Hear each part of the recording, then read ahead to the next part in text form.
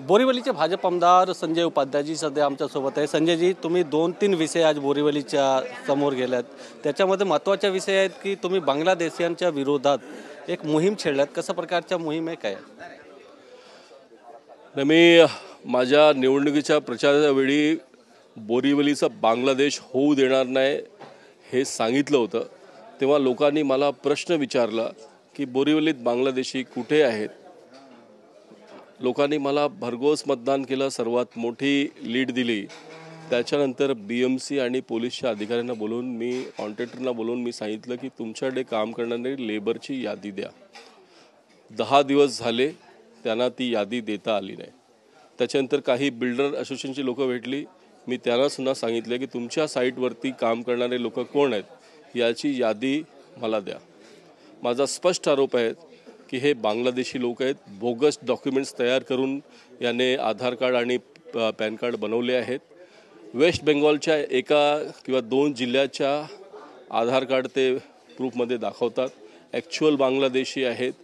आणि हे लोक गव्हर्नमेंटच्या किंवा प्रायव्हेट साईटवर काम करतात, सहकुटुंब येतात म्हणून त्यांच्या बायका हे कमी पैशात घरकाम करते असं हे बोरीवलीमध्ये पॅनिट्रेट करत आहे।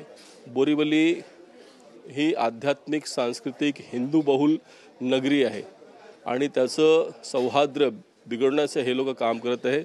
मी वचन दिलं आहे आणि मी आज पण स्पष्ट सांगतो की मी बोरीवलीचा बांगलादेश होऊ देणार नाही। एक महत्त्वाचा प्रश्न आहे, मंत्रिमंडळाचा विस्तार कधी होणार? कारण देवेंद्रजी दिल्लीत जाऊन आले, काही चर्चा काय याबाबत, काही मीटिंग वगैरे झालीत का? मंत्रिमंडळाचा विस्तार कधी करायचं हे माननीय मुख्यमंत्री यांचा विशेषाधिकार आहे। त्यांना ज्यावेळी योग्य वाटेल ते निर्णय घेतील आणि विस्तार होईल। भाजपचे जे आमदार आहेत त्यांच्या नाव, काही लोकांची नाव नक्की झाले आहेत मंत्रिमंडळामध्ये, तुमच्या नावाची पण चर्चा आहे, पण तुमच्याकडे फोन आला होता का? काही तयारीसाठी सांगितलं आहेत का असं काही?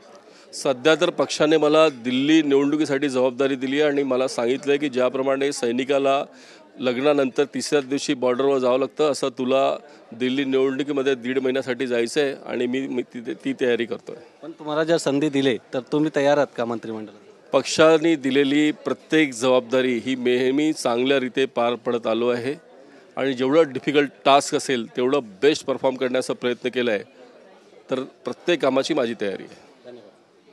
कॅमेरामॅन संतोष कदमचा गोविंद ठाकूर, TV9 मराठी, मुंबई।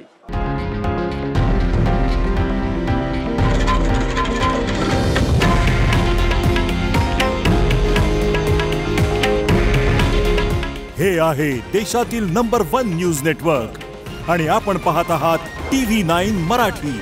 काळजी तुमची, हित महाराष्ट्राचं।